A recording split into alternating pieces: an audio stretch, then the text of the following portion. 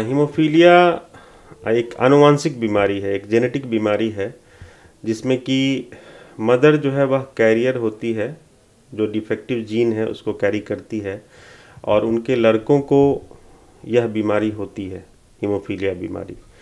तो हीमोफीलिया बीमारी में क्या होता है कि हमारे रक्त में, हमारे शरीर में कुछ ऐसे प्रोटीन्स हैं जो कि ब्लड को क्लॉट करने में मदद करते हैं। उन्हें फैक्टर के नाम से जानते हैं, फैक्टर 1 to 13 होते हैं।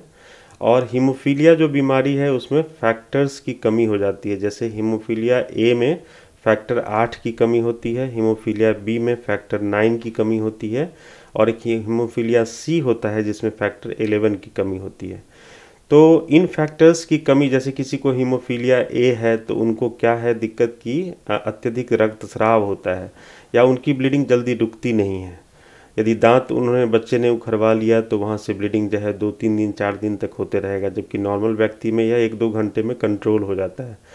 तो हीमोफीलिया के मरीज को ब्लीडिंग की टेंडेंसी होती है और कितना फैक्टर कम है उसी के अनुसार उनको ब्लीडिंग की सीवियरिटी रहती है कि यदि माइल्ड हीमोफीलिया है तो कुछ ज़्यादा चोट लगने से ही ब्लीडिंग होगी, मॉडरेट हीमोफीलिया है यदि तो हल्का भी ट्रॉमा यदि हम देंगे या चोट लगेगा तो ब्लीडिंग होगी, और जो सीवियर हीमोफीलिया है उसमें अपने आप भी बिना चोट लगे ब्लीडिंग होती है या उनके जोड़ जो है फूल जाते हैं और उनके जोड़ खराब हो जाते हैं। जी डॉक्टर साहब, जैसा कि आपने बताया कि हीमोफीलिया में खून लगातार बहता रहता है, आम लोगों को जितना खून निकलता है उससे कई ज़्यादा, क्या इसके अलावा कोई और लक्षण है जिससे व्यक्ति पहचान कर सकते हैं इस बीमारी की, या कोई ऐसी उम्र जिसमें इस बीमारी की पहचान कर ली जानी चाहिए?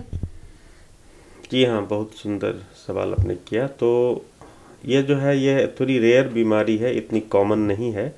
जैसे हीमोफीलिया ए जो है वह करीब 10,000 बच्चों में एक बच्चे में मिलती है और जो हीमोफीलिया बी है वह करीब 30,000 में से एक बच्चों को हीमोफीलिया बी डायग्नोज होता है। तो ऐसे बच्चे जिनको कि शरीर पे काले काले धब्बे हो जाएं या जोड़ सूज, जैसे ही क्रॉल करना शुरू करते हैं बच्चे तो उनको यदि जोड़ों में सूजन होने लगे या अत्यधिक रोएं तो ज़रूर पता करना चाहिए कहीं उनको हीमोफीलिया तो नहीं है। दूसरी बात कि जैसा मैंने कहा कि यह एक जेनेटिक बीमारी है, तो बहुत सारे फैमिली मेम्बर को ऐसे रक्तस्राव के प्रॉब्लम पहले से हो सकते हैं या उनको डायग्नोसिस हुआ हो कि उनको हीमोफीलिया है, तो ज़रूर आगे के जो बच्चे हैं जब जन्म लेते हैं तो उनकी जांच होनी चाहिए कि उनको हीमोफीलिया तो नहीं है। जी डॉक्टर से संपर्क करने की नौबत कब आ जाती है? व्यक्ति को डॉक्टर से संपर्क कब कर लेना चाहिए?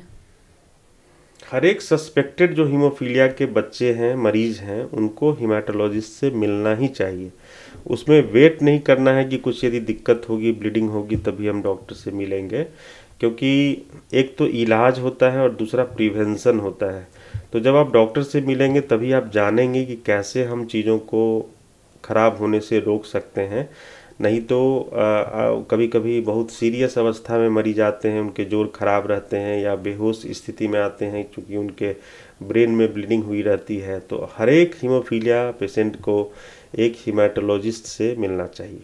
जी डॉक्टर साहब, एक अहम सवाल ये है कि जैसा कि अभी आपने बताया कि ज़्यादा देर कर डॉक्टर के पास नहीं पहुंचना चाहिए, तो ये जो बीमारी है हीमोफीलिया, ये कितनी ज़्यादा खतरनाक हो सकती है कि अगर इलाज देर हुआ तो ये दिक्कतें आ जाएंगी?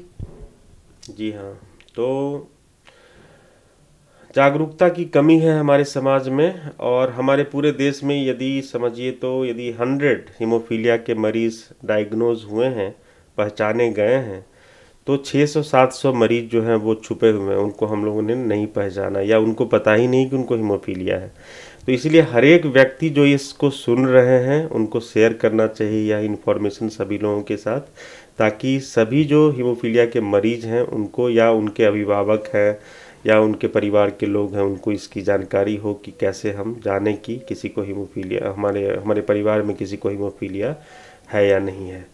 और जैसा कि मैंने बताया कि रक्तस्राव, अत्यधिक रक्तस्राव जो है वह एक सिम्टम है हीमोफीलिया के। और दूसरा, यदि किसी फैमिली मेम्बर में, जैसे किसी के घर में मामा है, उनको रक्तस्राव ज़्यादा होता है या डायग्नोज हुए हैं हीमोफीलिया, तो ज़रूर जो भी बच्चे हैं, लड़के हैं खासकर, उनको ज़रूर जांच करानी चाहिए कि हीमोफीलिया तो नहीं है। जी